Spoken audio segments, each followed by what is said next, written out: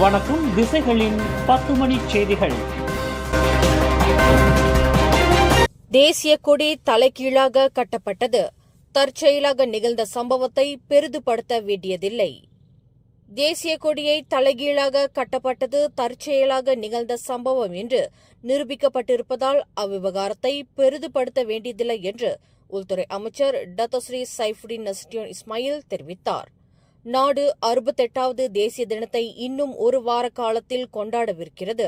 மக்கள் தங்கள் தேசப்பற்றை வெளிப்படுத்த தேசிய கொடியை ஏற்றுமாறு ஊக்குவிக்கப்பட்டு வருகின்றனர். இந்நிலையில் தற்செயலாக நிகழ்ந்த தேசிய கொடியை தலைகீழாக கட்டப்பட்ட சம்பவங்களை ஊதி பெரிதுபடுத்தி கொண்டு இருப்போமானால் மக்கள் தேசிய கொடியை பறக்க விடவே பயப்படும் நிலை ஏற்படலாம் என்று சைஃபுடின் குறிப்பிட்டார். எனினும் யாராவது தேசிய கொடியை வேண்டுமென்றே தலைகீழாக பறக்க விடுவார்களேயானால் உரிய நடவடிக்கைக்காக போலீசில் புகார் செய்யலாம். போலீசாரும் 1963ஆம் ஆண்டு பெயர் மற்றும் சின்னங்கள் சட்டம் மற்றும் 1955ஆம் ஆண்டு சிறு குற்றங்களுக்கான சட்டத்தின் கீழ் உரிய நடவடிக்கையை எடுப்பர் என்று சைஃபுடின் குறிப்பிட்டார். அமைச்சரவை முடிவுகளில் வெளியாட்கள் தலையீடோ அல்லது இடையூறோ இல்லை என்று அரசாங்க பேச்சாளர் டத்துஃபாமி ஃபசீல் தெரிவித்தார். அமைச்சரவை முடிவுகளில் குறிப்பிட்ட நபர் தலையிடுவதாக கூறப்படுவதில் உண்மையில்லை என்று தொடர்புத்துறை அமைச்சருமான டத்துஃபாமி விளக்கினார். அமைச்சரவையில் விவாதிக்கப்படும் அனைத்து விவகாரங்களும் ரகசிய காப்பு சட்டத்தின் கீழ் மிக ரகசியமானவையே. அவற்றை வெளியிடவோ அம்பலப்படுத்தவோ முடியாது என்று டத்துஃபாமி விளக்கினார். அனைத்து துறைகளிலும் ஒரு நிபுணத்துவம் நிறைந்த மாநிலமாக சரவாக்கை முன்னெடுக்கும் நோக்கில் நிபுணத்துவ தொழில்துறையை சேர்ந்த ஆற்றல் வாய்ந்த வெளிநாட்டவர்களுக்கு சரவாக் மாநில அரசாங்கம் 5 ஆண்டு கால வேலை பெர்மிட் விசாவை வழங்கவிருக்கிறது. நிபுணத்துவம் வாய்ந்த பணியாளர்கள் மூலம் சரவாக்கை மேம்படுத்தும் முயற்சியாக ஆற்றல் வாய்ந்த வெளிநாட்டவர்களுக்கு வேலை பெர்மிட் விசாவை 5 ஆண்டுகளாக நீட்டிக்கவிருக்கிறது என்று மாநில துணை செயலாளர் அப்துல்லா ஜைடால் அறிவித்துள்ளார். பேங்ராயட் இந்திய தொழில் முனைவோர் நிதியுதவி திட்டமான பிரீஃப் ஐக்கு கூடுதல் 50 மில்லியன் ரிங்கெட் ஒதுக்கப்பட்டிருப்பது இதுவரை நிதி பெற்ற 577 பேருடன் இந்திய தொழில் முனைவோர் சமூகத்தில் குறிப்பிடத்தக்க தாக்கத்தை ஏற்படுத்தியுள்ளது என்று தொழில் முனைவோர் மற்றும் கூட்டுறவு மேம்பாட்டு துணை அமைச்சர் டத்தோஸ்ரீ ஆர் ரமணன் தெரிவித்தார்.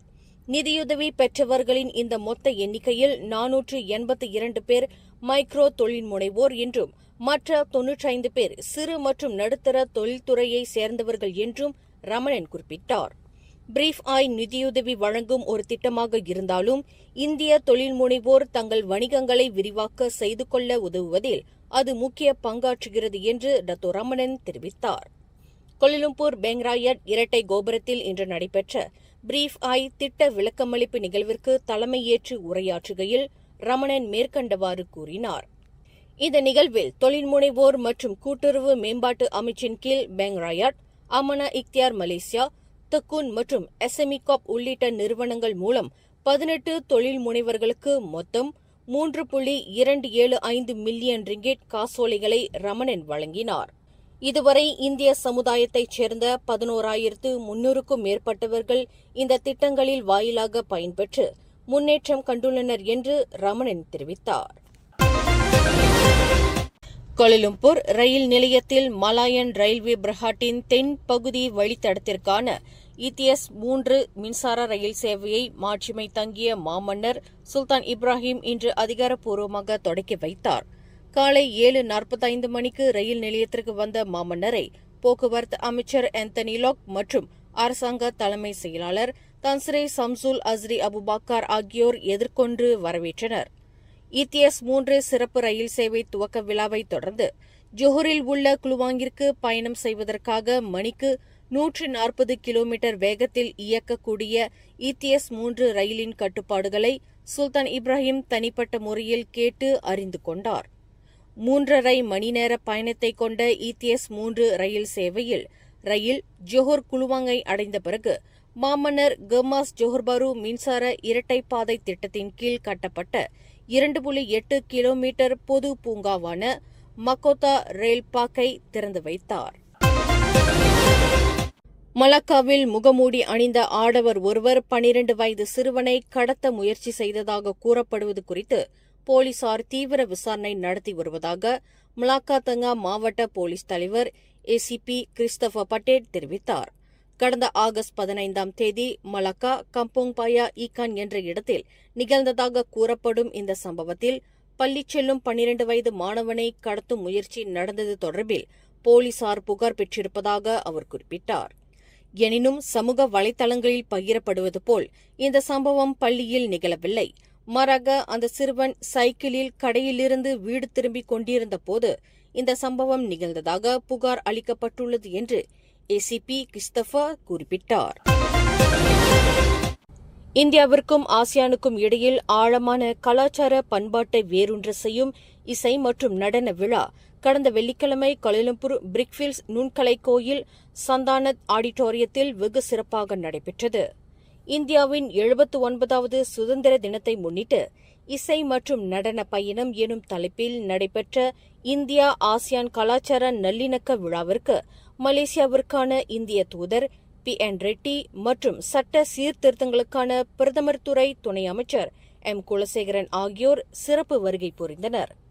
ஒவ்வொரு ஆண்டும் இந்தியாவுடன் ஆசியான் நாடுகள் ஒன்றை தொடர்புபடுத்தும் இந்த கலாச்சார நல்லிணக்க இசை விழாவில் இம்முறை இந்தியாவின் கலாச்சார நிகழ்வுகளுடன் மலேசியா மற்றும் கம்போடியா முதலிய ஆசியான் நாடுகளின் பாரம்பரிய நடனங்கள் மற்றும் இந்த பிராந்தியத்தில் ஆசியான் நாடுகளில் பிரபலமாக விளங்கும் மூங்கில் நடனம், ராமாயணம் நாடகம் போன்றவை படைக்கப்பட்டது வந்திருந்த பார்வையாளர்களின் மிகுந்த கவன ஈர்ப்பாக அமைந்தது.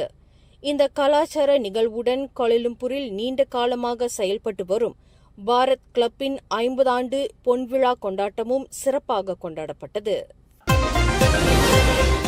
வரும் சபா சட்டமன்ற தேர்தலில் தான்ஸ்ரீ முஹிடின் யாசின் தலைமையிலான பரிகத்தன் நேஷனலுடன் சபா வாரிசான் கட்சி கூட்டு ஒத்துழைப்பு கொண்டு இருக்காது என்று அக்கட்சியின் தகவல் பிரிவு தலைவர் முகமது அசீஸ் ஜமான் தெரிவித்தார். சபா தேர்தலில் டத்தோஸ்ரீ முகமது ஷஃபி அப்டால் தலைமையிலான வாரிசான் கட்சியுடன் பரிகத்தன் நேஷனல் கூட்டு அரசியல் ஒத்துழைப்பு கொள்ளும் என்று அதன் முன்னணி தலைவர்கள் அறிவித்திருப்பது தொடர்பில் வாரிசான் இன்று தனது நிலைப்பாட்டை அறிவித்துள்ளது. வரும் தேர்தலில் எந்தவொரு கட்சியுடனும் கூட்டு சேராமல் வாரிசான் தனியொரு கட்சியாக போட்டியிடவிருக்கிறது என்று முகமது அசீஸ் குறிப்பிட்டார். Ipoh Meru Raya Taman Desa Meru Jalan பெர்னாவில் இன்று மதியம் 12:21 மணியளவில் நிகழ்ந்த விபத்தில் மோட்டார் சைக்கிள் ஓட்டி ஒருவர் வாகனத்திலிருந்து தூக்கி எறியப்பட்டு ஆற்றில் விழுந்து உயிரிழந்தார். இதர மூவர் காயமுற்றனர். 2 கார்கள் மற்றும் ஒரு மோட்டார் சைக்கிள் சம்பந்தப்பட்ட இந்த விபத்தில் 33 வயது மோட்டார் சைக்கிள் ஓட்டி சம்பவ இடத்திலேயே மாண்டார். இதில் புரோடுவா மைவி மற்றும் புரோடுவா கலிசா ஆகிய 2 கார்களின் ஓட்டுநர்களும் சொற்ப காயங்களுக்கு ஆளாகியதாக பேரா மாநில தீயணைப்பு மீட்புப் படையின் இடைக்கால உதவி இயக்குநர் சஸ்லின் முகமது ஹனஃபியா தெரிவித்தார்.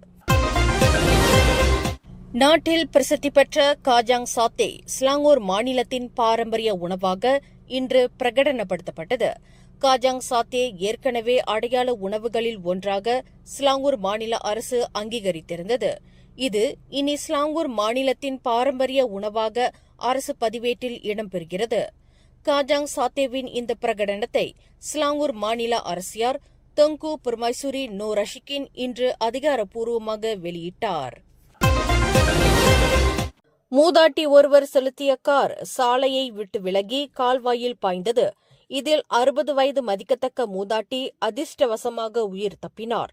இச்சம்பவம் இன்று பிற்பகல் 3:50 மணியளவில் ஸ்லாங்கூர் பலாகோங் பண்டார் டாமாய் ஜாலான் டாமாய் பெர்டனாவில் நிகழ்ந்தது என்று தீயணைப்பு மீட்புப் படையின் ஸ்லாங்கூர் மாநில உதவி இயக்குநர் ஹமட் முக்லிஸ் மொக்தார் தெரிவித்தார். தீயணைப்பு மீட்புப் படையினர் காரில் சிக்கிய அந்த மூதாட்டியை பாதுகாப்பாக மீட்டனர். அவர் சொற்ப காயங்களுக்கு ஆளானதாக அவர் குறிப்பிட்டார். மேலும் செய்திகளை தெரிந்து கொள்ள கீழே இருக்கும் பெல் பட்டனை அழுத்துங்கள். உங்கள் மகிழ்ச்சியை வெளிப்படுத்த லைக் மற்றும் ஷேர் செய்யுங்கள். தொடர்ந்து திசைகளோடு இணைந்திருக்க சப்ஸ்கிரைப் செய்யுங்கள்.